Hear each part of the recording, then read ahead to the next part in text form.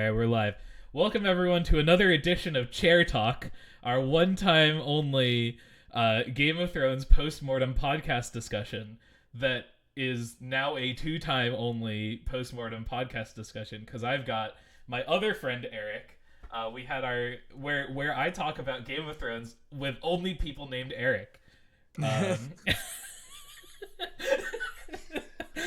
Eric Yeah. Thrones. Yeah, exactly. But yeah, dude, Chair Talk. How good of a podcast title is that? So good. So good. I really want to make like a show. The logo would be two chairs with coffee cups on them, but Exactly. the chairs have faces. Yeah, that could be an offshoot of our Discussions and Dragons brand. This could be that, where we only talk about media prominently involving chairs. I like it. Or like episodes of media prominently involving chairs. Where we would talk about Game of Thrones a lot, though, because we'd be like, I mean, the entire thing is a chair. Guys, the entire series is about a chair. Yeah, that's totally not the One Ring. And then the chair dies at the end. So, like, it's a really shitty ending for the chair. Yeah. So we're just gonna hang out. We're gonna chat about Game of Thrones for like 10 or 20 minutes. We're obviously spoiling the shit about it, and this overlay has a spoiler warning on it, so I don't need to hold up my sticky note. We're about to spoil the shit out of this, guys. Yeah. So I'll ask you the same question that I asked Aric, the other Aric. What are your overall thoughts about the great chair game, Game of Thrones? The game of musical chairs. The game of musical thrones. Honestly, it might be an unpopular opinion at this point, but I didn't mind it. As I've said before, I think they needed to take the last season and break it into 2 seasons. And that's all it, like, to be perfect, that's really all it needed. But after 10 years, the writers were done, the producers were done, everybody was just kind of done, and they wanted to be done. And it's unfortunate because I understand it from their point of view, where they're like, I'd love to move on and do other things with my life. I don't think that it. I think it was like mostly just Weiss and Benioff, which is the unfortunate thing. Like a lot of, well, I read an opinion piece where a lot of the writers were already looking like they wanted to move on to other jobs and do other things. Right. Yeah. And, like, I mean, even those two as producers. Well, they wrote it too. They were the writers. Writer. Yeah. Right. With that being said, I don't think, other than the ending being like hyper rushed. Yeah. I don't think it was a terrible ending. Again, all of the events should have occurred. They just should have taken longer to build up to. Yeah, the thing about the finale that I found interesting was that there was a very clear divide between the part that like Weiss and Benioff wrote, and then the part that was just the bullet points that George R.R. Martin gave them, and they were just checking the boxes like Bran becomes king. They were like, so we just need to link these together. Yeah, exactly. However we have to. Yeah. Whatever it takes to quote Avengers. That is a perfect example, actually. That's exactly how I see it in my head. Mm-hmm. I see it as George R. R. Martin was like, well, here's the bullet points of how my story ends. And they were like, great, give me as much bubble gum and glue sticks as you've got, and we'll put this all together. Yeah, let's go. We got the duct tape right here, George. Don't even worry about it. Don't you worry, we got this. Yeah.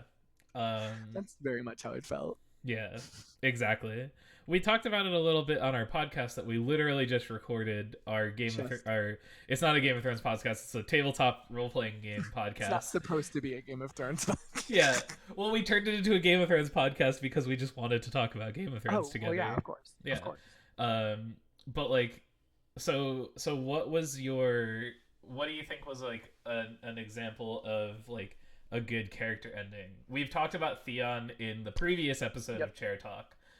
Theon was a good one. Honestly, do you have any other characters that you liked the way that they ended? No, I'm just kidding. I don't mind how the Arya, Sansa, or Jon Snow storylines ended. Yeah. Again, how they got there was was very rushed, and it felt kind of unfulfilling. Mm-hmm. but I didn't mind how they ended because, if you look at it, you've got I left out one of the siblings, but we'll leave that alone. You've got you've got one of them on the throne in this, one of them on the new, and then John becomes like king beyond the wall, basically. Right. So it's like the Starks run the continent, and then Arya's gonna go become Christopher Columbus or something. Exactly. And like Yeah. she's off. She's So gonna colonialize everything. yeah, she's gonna start ruining the world. Everything's fine. Don't worry. Don't worry about it. So that ending I didn't mind. Yeah. Other than Theon Greyjoy, a character whose full story arc I very much appreciated was Tyrion, because his story arc, and again, hyper rushed, but his story arc takes him going through, like starting out as like the imp or the whatever, the monster, and like building up, and because he is very smart, he's very clever, he's very strategic, and he becomes Hand of the King, he rises up into being whatever he was in King's Landing. I don't even remember. It's been so long. And then moves on to join Daenerys. He was the Hand of the King in King's Landing. He was the Hand of the King. That's what I in thought. season 2. Yeah, he was the interim because like it was technically Tywin, but Tywin was busy fighting a war, so he just threw Tyrion at it. So he threw Tyrion on there, which is the smartest thing to do. Absolutely. So he goes from being Hand of the King in season 2 into Hand of the Queen to Daenerys, into seeing that Daenerys is no longer the right queen for the throne, and turning on her as well. And then in the end, he's standing in judgment, I would say, in front of all the all the remaining lords, all the remaining lords of the world. Good old POD, Prince of Dorne. He was Prince of Dorne in the credits. He didn't even have a name in the credits. Remember these guys? These guys? Remember Robin Aaron? He's hot now. Somebody said he Neville Longbottomed us. Not kind of the same since then. I have not been this. He Neville Longbottomed us. That's a trope now. Wow. Oh yeah, Neville Longbottoming. That's a thing. You can Neville Longbottom. Every show better have a good Neville Longbottom in it. Yeah. Or else I'm not watching it anymore. Yikes. But he ends up in front of all the remaining lords, and he basically sets up how the government should run. He nails his charisma save. Right. Which I've heard a lot of flack on, because they're like, well, he was a prisoner. Why would he be allowed to do all that? And I'm like, well, he was a prisoner, but he was also talking to a bunch of the lords who already knew who he was. And like Sansa respects the shit out of him as is. Yeah. And as we all saw, Sansa will put somebody right in their place. She was like, Uncle John, can you shut the fuck up, please? Can you just fuck right the hell off? She was like, Yeah. Oh, Edmure. Tully. My personal favorite line from Sansa is when Bran should be king, and she was like, he can't have children. Like, she basically was like, his dick doesn't work. Yeah. It's like, damn, Sansa. Damn. Damsa. Damsa. Yeah. But anyway, other than all that, I enjoyed Tyrion's story arc a lot. So like Tyrion's story arc is like my example that I use when I show, like when I talk about like the decline of Game of Thrones.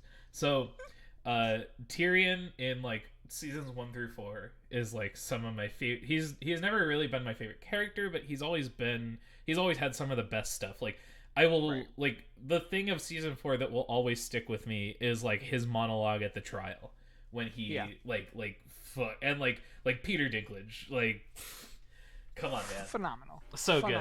So much of the end game Tyrion stuff that like had no business lands because he's so good. Right. Like but like the ultimate thing is like, you know, you get all of these like really great conversations, especially season 2 when like it's all just him politicking in King's Landing. Like all of this incredible stuff and like well done stuff. And then we get to season 8. And like at this point we've started to see like the kind of decline of that aspect of the show, like the political aspect, as it's become more about shock and spectacle.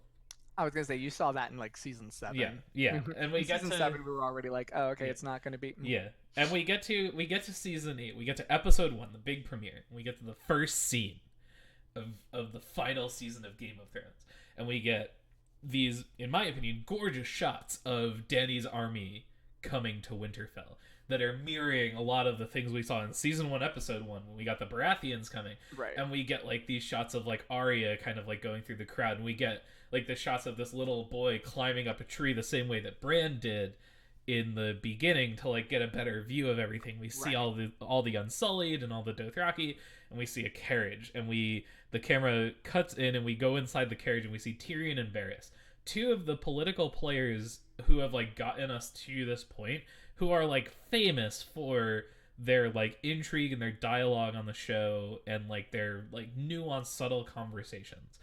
And the first bit of spoken dialogue in season 8 of Game of Thrones is a joke about dicks. And that like just sums up the decline of the show, I feel, better than anything else. It's just like super true. Ugh. And then like for the whole like first half of the season, anytime Tyrion and Varys are talking, like Tyrion talks about Varys not having a dick. Yeah, that is something that I pointed out. The writers are really writing that for some reason. Just like, man, Like this joke sure like is funny, right, guys? Yeah, it's like brought up once in season 1 just to like let everyone know what his situation is.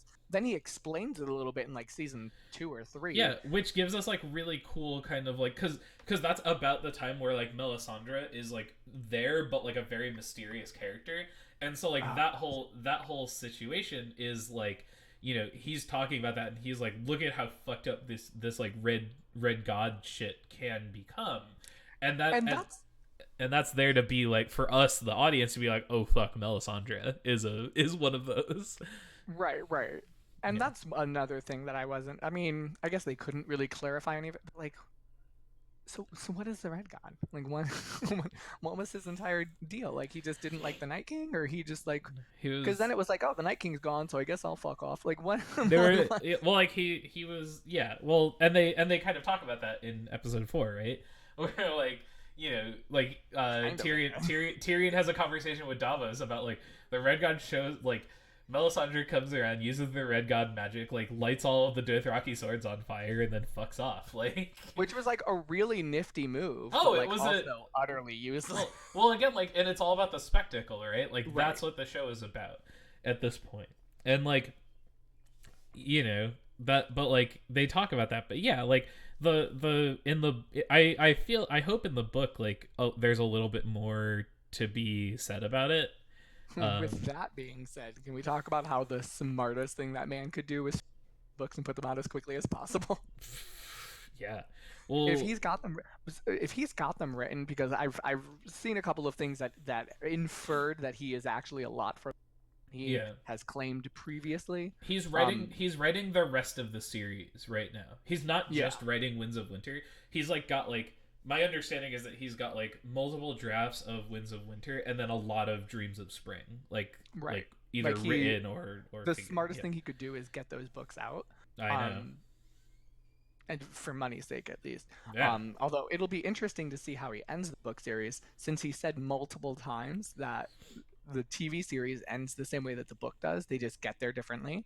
Yeah. But he's recently come out and been like, oh, the book ends differently. So you're like, are you altering your story based on fans? Yeah. Well, like, and we've got a lot of like I hope he doesn't, because I think I think the ending is good. I just want us to be able to get there better. I want to enjoy the ride there. Yeah. I would like it to be like a nice scenic drive and not like halfway down a river. A car crash. Yeah, like Bran being the king just slams into you like an 18-wheeler. Yeah. You're like, oh god. Yeah. Oh no. It's an 18-wheeled wheelchair. That's currently warged into a dragon somewhere. Sure, why not? Sure. You could find him the entire time. Why didn't you come into the knowing where the dragon was, Bran? I guess we're all wondering that. Yeah, why didn't he come into the small council meeting and say, this is where Drogon was? Like, that could have happened and, like, filled very much the same like, thing, but, like, kept the writing consistent, right? Right. Yeah, exactly. I don't know. They were super inconsistent with Bran's powers, which I sort of understand, because they like he's kind of written into a hole with Bran's powers because he can see everything and like Well, and that's that's the other side of not on the part of the book series yeah necessarily, but possibly on the part of the writers who did the show. He wasn't like his character wasn't defined properly. right Um, a lot of the early definitions of the Three-Eyed Raven very closely intertwined with the Night King. hmm So post a world post Night King, uh, what yeah exactly right what does Tree Wizard do? yeah What does Magical Tree Wizard do? why does Magical Tree Wizard do? Yeah, why does Magical Tree Wizard what? Why? He's just there to you know talk about wheelchairs from the past and how he liked Yeah, them. Yeah. I saw an interesting article that was like who's sitting here has a better story than Bran the Broken, and it was like a cut of like Yeah. Arya has a better story, Sansa has a better story. I'm interested in Lord Aaron's fucking story. This glow up, like How did we get these are there? all Yeah. these are all stories I'm interested in. Bran Yeah. kind of sat in a chair the whole time. You know. and then what was that girl's name? Ygritte? No, it wasn't Ygritte who traveled with him, Mira. but the girl who Mira Reed. Yeah. Well, like she literally pulled him around through the yeah. Arctic waste. she Yeah. doesn't even.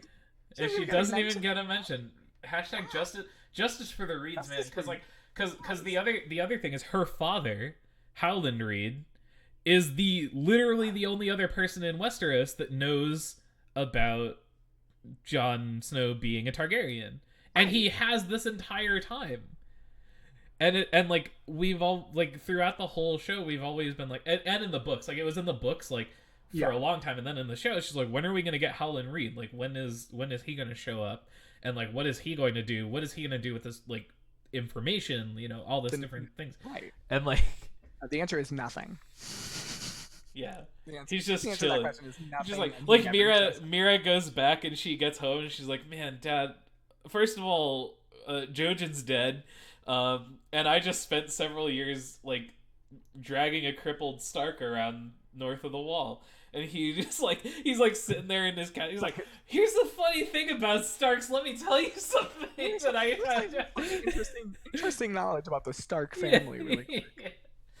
So Also, side note, she's like, he might be weird. Like, I'm pretty sure I saw him possess somebody and force them to hold the door closed. I was a little uncomfortable after that point, honestly. yeah. Funny thing about those Starks, though. Yeah. They're like, man. who has a better story than Bran? And you're like, Hodor. Hodor is Hodor had a great story. Hodor for king. Hodor for king. All hail. Hold the throne. Yeah, Hold hold down. the- hold the throne. Hoedown is his new name. Hoedown. Hoedown.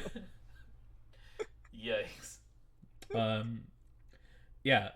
So here's like a thing. Here's another thing. So I sort of talked about this on the last episode of Chair Talk, which was supposed to be the only episode of Chair Talk, but now is the first episode of Chair Talk. We should really like I should get you and my other friend Aric, and we should just start a podcast about whatever called Chair Talk, and it's just like About whatever. the thesis statement of the show is just like I talk about things with only people named Aric. with people named Aric. Yeah. But so when you pitch Game of Thrones to someone, just like the whole series, and they haven't seen it before and they don't necessarily care about spoilers, like one of the first things that people always talk about is Ned Stark and how Ned Stark dies.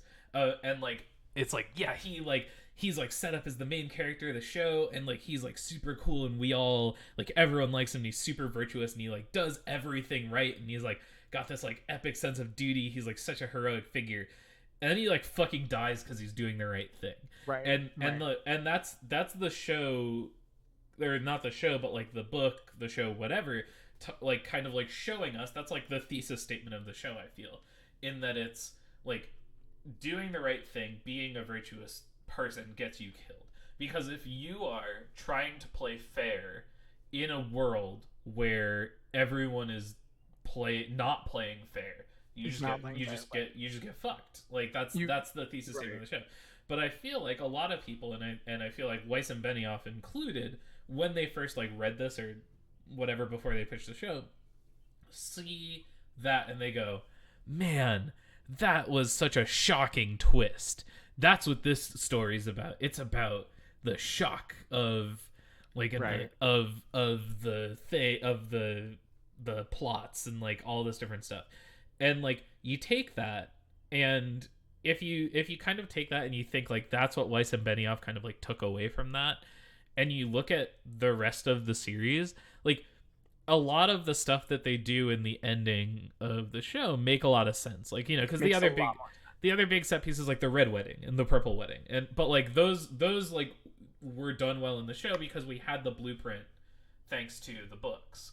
Right, because the book yeah, was still following the thesis yeah, of yeah, political intrigue yeah, and assassinations for yeah, and those power gain. those big set pieces are like incredible and like horrifying, but they feel earned. Like you're not like blindsided by them in the same way. Though they are shocking, you Right. aren't you're they don't feel empty.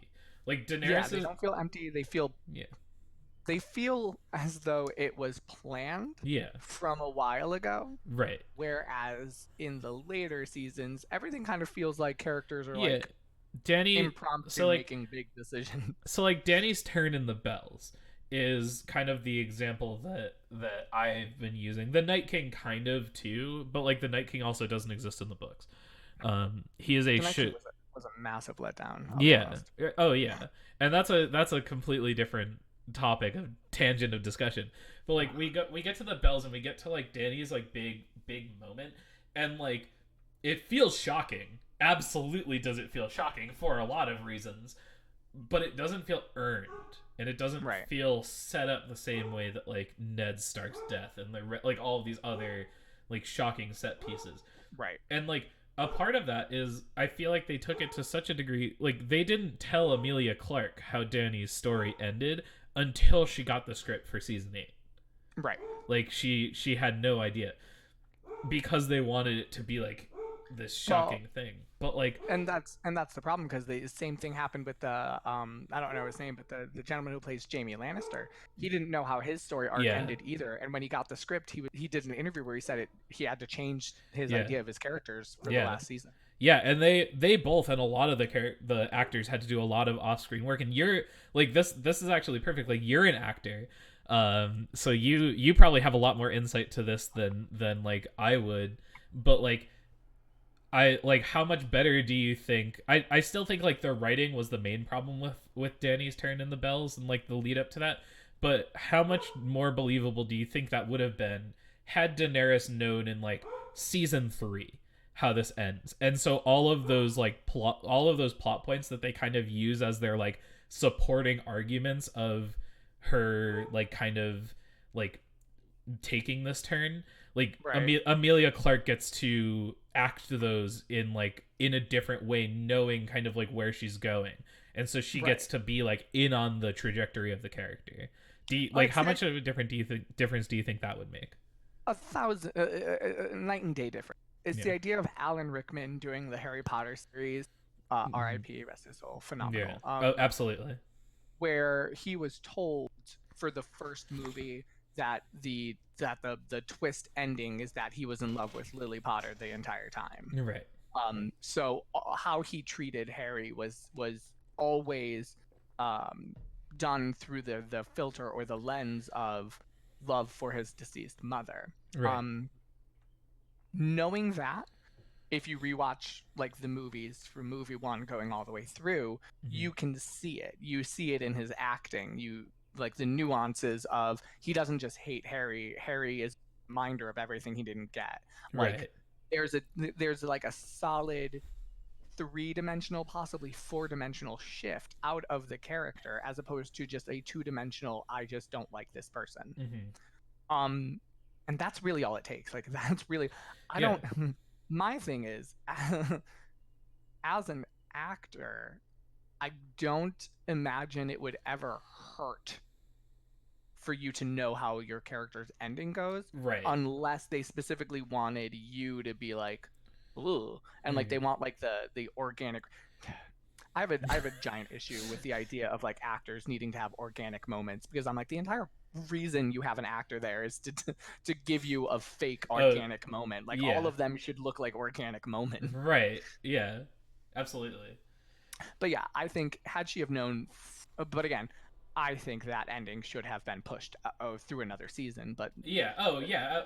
Like that goes without saying. But like, even had she have been told at the start of season 7 how right. the ending of season 8 would be, if she Yeah. could start working that in to season 7, Yeah. it would be perfect. Yeah. So like you could like just Perfect. with a couple of set pieces like if she had known that when she goes to burn the Tarleys, you know, Right. like she could have laid a lot more groundwork. Yeah. Absolutely. Yeah. Yeah. I'm glad that that's just not me talking out my ass because I've been No. thinking that ever since I heard about what like how they didn't give them the Anytime, character trajectory. yeah, anytime that they do anything like, the thing is the inconsistency. You can see the biggest problem I have with the way that Game of Thrones ended is, one, the timing. Everything was pushed together really, really fast. Yeah. And because of that, it was inconsistent. Um, Right. because there wasn't enough time for things to naturally grow. They just said, "Oh, no, no, no! Like, evolution of a character happened now," and that feels weird. Because you're suddenly like, where did all of this come from? Like, it's been Yeah. building slowly, but like, because people are like, well, look at episode 1 of season 8, you can see her getting paranoid and da. And I'm like, no, no, I 100% agree. And Yeah. there's even seeds of it throughout the rest of the series where she's paranoid and she's angry and she's gonna take what she wants through fire, blood, violence, whatever. Yeah. And while those seeds were there all the way along, the build up from when it like hit to where the build up went was so rapid that it didn't feel real. It Yeah. felt it felt designed for a reaction. It felt designed to be like, whoa, she's burning. Yeah. And while I was very much like, whoa, she's burning down King's Landing, Yeah.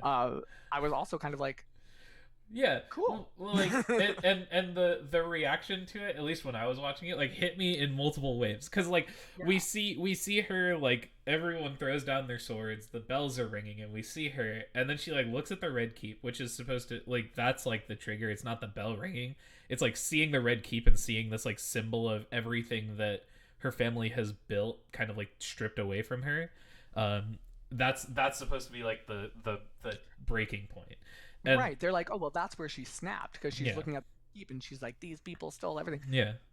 But it's But like, and then she just like won't. she takes off, and at this point in my head, like when she takes off, I'm like, oh, she's just like flying straight for the Red Keep, straight for to the Red Cersei. Keep. Yeah, That's what I would. like I thought she was gonna like take down the Red Keep, and like we'd probably get like a bunch of innocent people killed like by falling debris or something like right. that. Just and, like, destroy the Red Keep. yeah. That'd be planned. Yeah, and I feel like that would have been enough. Like that would have sold it, because like that was her, like, you know. But like then like, but then we get all these shots of Cersei watching her like literally like serpentine through the streets of King's Landing with Drogon. Just like da da da da da da da da da. It was interesting. Ugh. I don't think they used, and that's kind of the giant problem. The last season was very lackluster for a lot of characters. Cersei spent the entirety of it drinking wine and looking out of a window, which, while those were some major points for her throughout the series, her just drinking wine and staring out of windows, they were always done for political reasons. Like there was always like a scene attached to it, and it wasn't just like a 10-minute. How many lines of dialogue do you think Lena Headey had in season 8? Honestly, like, do you think it was less? Do you think it was less than 100? I bet you it was like less than 100. Probably, but she made like she made like $1 million per episode just stand there and drink wine at a window. So and of all of the people that can sell like just like a whole character for a season based on looks, like Lena Headey is phenomenal. Yeah, and her like nothing against it. everything that led up to like the Cersei Jaime death, very like I take a lot of issue with like a lot of the structures of all of that stuff. The actual scene itself, wonderful. I love Nikolai Coster-Waldau. I love Lena Headey. I love watching them act together, and I was emotional at that because that's the last time we were going to get to see them act in the show. Right. You know, like the Tyrion freeing Jaime from the camp for the last time was very dumb. and it was like predicated on like another like Tyrion doesn't understand how to speak Valyrian joke. But like the actual scene itself was so good, and I found myself like tearing up at that because like we love these characters and we love these actors, and that was the last scene that they had together, and you could feel that in their performance. Like so much of this season I feel like landed like anything that landed in this season was like landed entirely by the actors and the production team and stuff. 100%. I agree. Like, yeah. this is definitely a series where the writers were really letting everyone down in the last season, but the actors were taking the scraps of shit that they were handed and into turning it the into absolute like best they could. Yeah. Absolutely. It's just like unfortunate, but yes. All right, but I do have to. Yeah, I think that's gonna about do it. Thanks for hanging out and talking with me. We talked for like a half hour or something like that. This has been episode 2 of a one-time only podcast, Share Talk. Join us next time, except there won't be a next time because there's only one episode. Because this is it. This is it. Have a good one, everybody. Other only episode. Yeah, only one. This is also a one-time only episode. Straight to YouTube. This is the equivalent of straight to DVD. We're not equivalent of a Lifetime original movie. All right. Have a good one, y'all.